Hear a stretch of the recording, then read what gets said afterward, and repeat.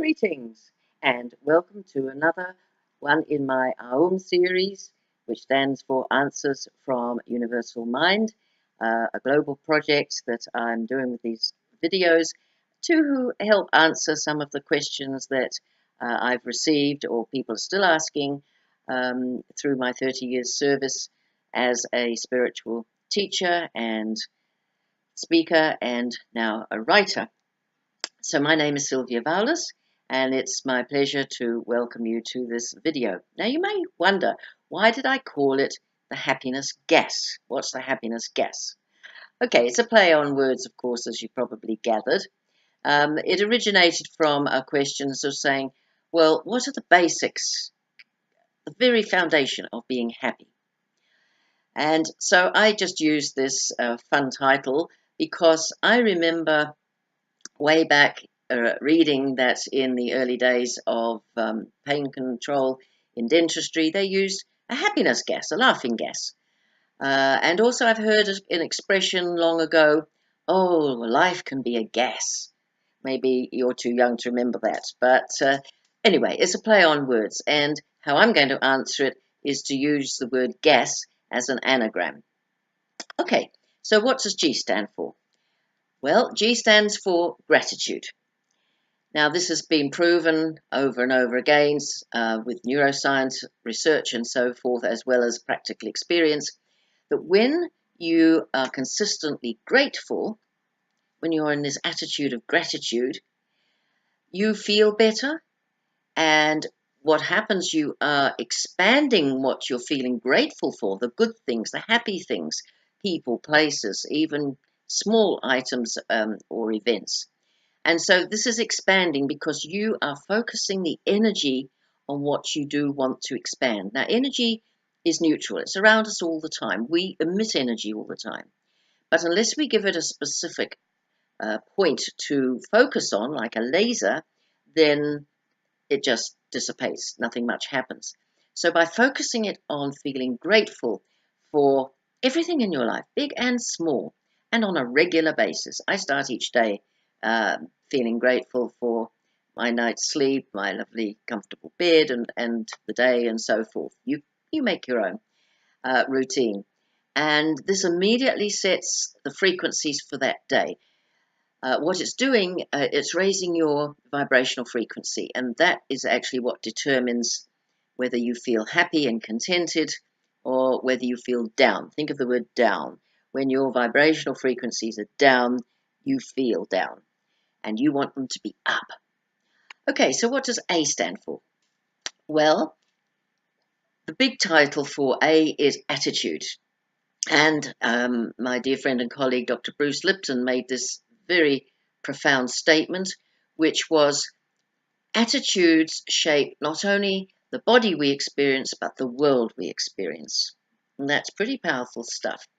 So I have created a small booklet of what I call my A-list of 7 main attitudes, which help to guide you to keep this frequency up and to make sure your attitudes are positive and produce the results that you desire or require. But other words for A is allow. You are in charge of what you allow in your life. You allow yourself to be happy, or you allow yourself to let outside things drag you down in your frequency and your thoughts. Focus on what's lovely, what you can be grateful for, and that attitude is actually going to dominate your life and your day. And back in the early 20th century, one of the first famous books on self-development was called Happiness is a Habit. And it truly is. The more you practice this, the more it becomes entrenched, if you like, imprinted in your consciousness. And so you do make it a habit of every day.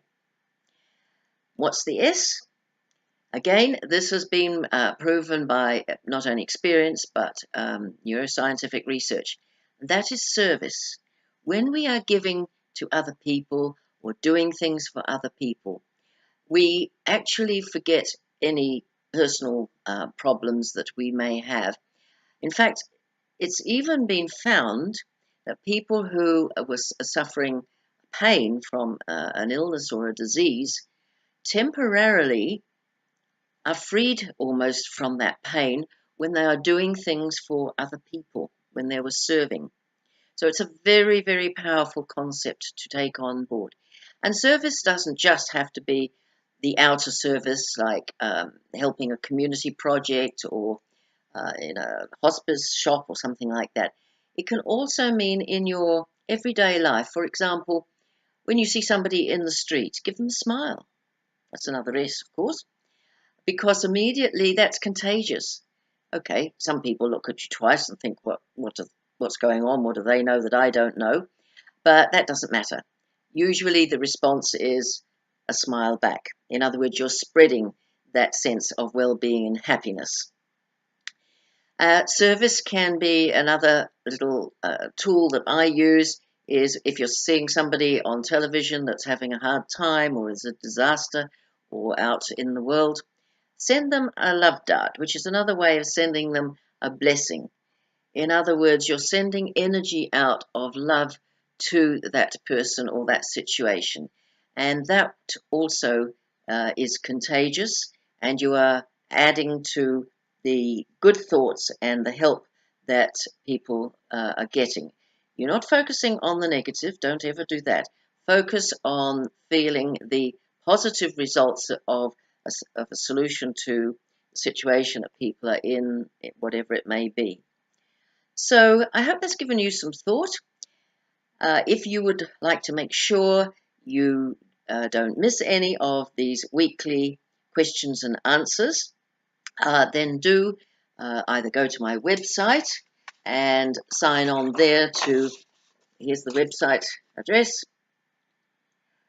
and there you can sign on and join, as I say, the email fellowship, and also receive my booklet of my A list of 7 main activations. And wrong way, here is my direct email address if you'd rather email me direct. And please do send me any questions that you have, not of a purely personal nature or predictive nature, but things that relate to a lot of people.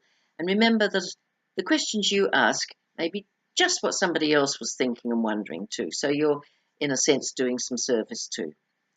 So I leave you with those thoughts, and do join me in my future series, and go well, blessings be.